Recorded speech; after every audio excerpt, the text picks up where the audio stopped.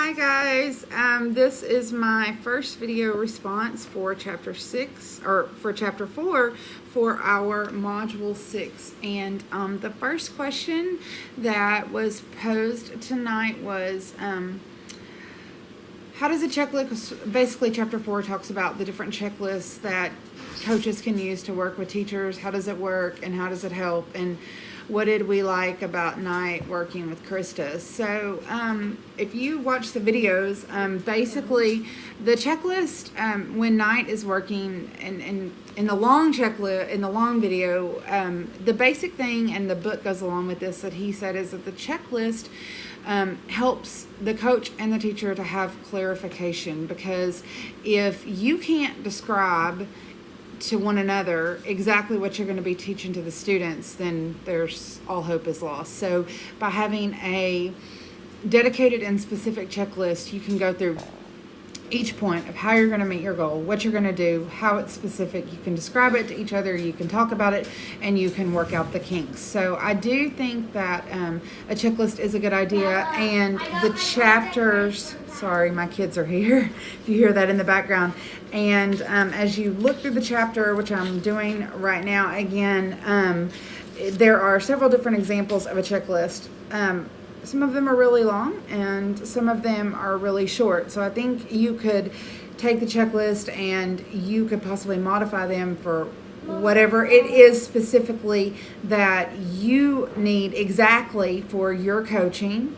And you can make it very specific to your goal. But I do think overall, I will say that a checklist is a very good idea.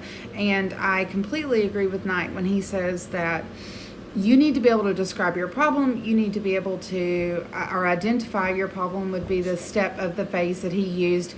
And you also need to be able to tell the teacher and the coach to have a discussion and describe it and have 100% clarification on it.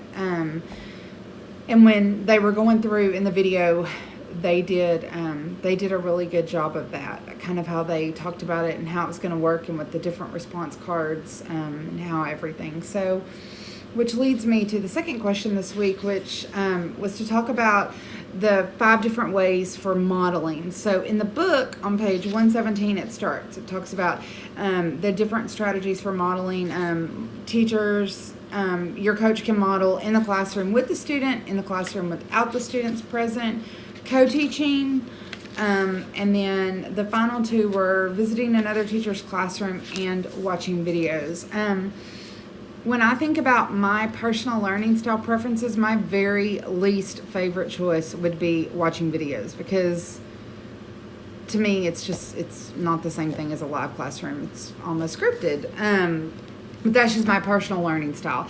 I would much rather go to another teacher's classroom and watch it, or I would much rather have a coach come to my classroom and teach my students with me there watching. Now, on the video that we saw this week, when we looked at Knight, when he went into Krista's classroom and they were learning about the point sentence, when they were writing paragraphs, they used response cards to hold up green for yes and red for no.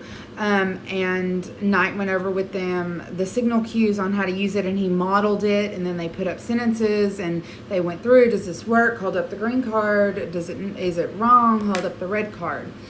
And then the question asked is, what did we think about the way he did it? So I like what he did, the modeling in the classroom. Do I like the strategy that they used? No, I don't, because even Knight pointed this out when they were reflecting on his teaching in her classroom, that he felt like he should have done more behavioral modeling, because I think when you use some kind of response cards like that, it's kind of like with first graders, one of the things that one of the strategies that we sometimes use is 4 corners. Like, if you think this answer's right, run to this corner, this corner, this corner. Well, in my opinion, what happens when you use something like that is that the kids tend to follow cue with what the other students are doing. And so you could see that Knight was trying to protect against that when he was modeling, by telling them, I'm going to hold up my hand signal and I'm going to go 1, 2, and when I put my hand down, everybody's going to do it at once. But even he said that, that doesn't always work. So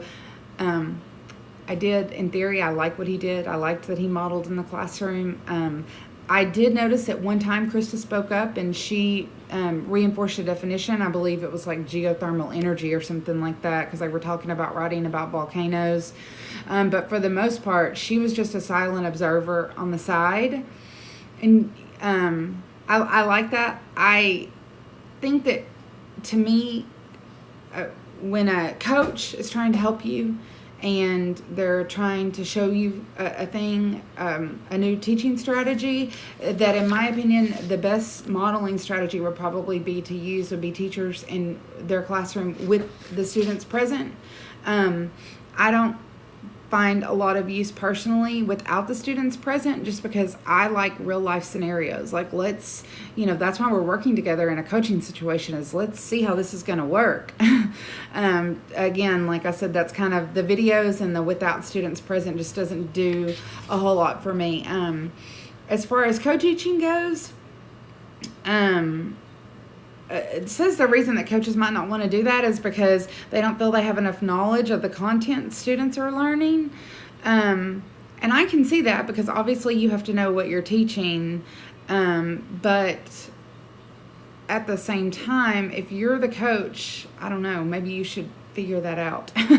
If you don't think you study. I mean, sometimes we all have to review our materials, what we're teaching, enough to know it to be able to co-teach. And we haven't really seen any co-teaching yet, so it'll be interesting to see if we see any videos of that, because I think that could work out well. But I also could see, like, you would have to really, really, really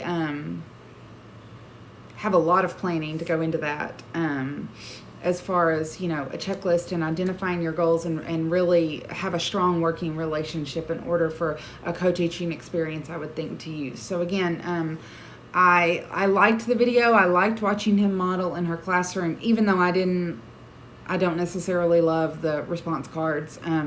I do think that having a coach come in and model with students present is the very best way to model a modeling strategy. So anyways, that's my video, and I look forward to your responses.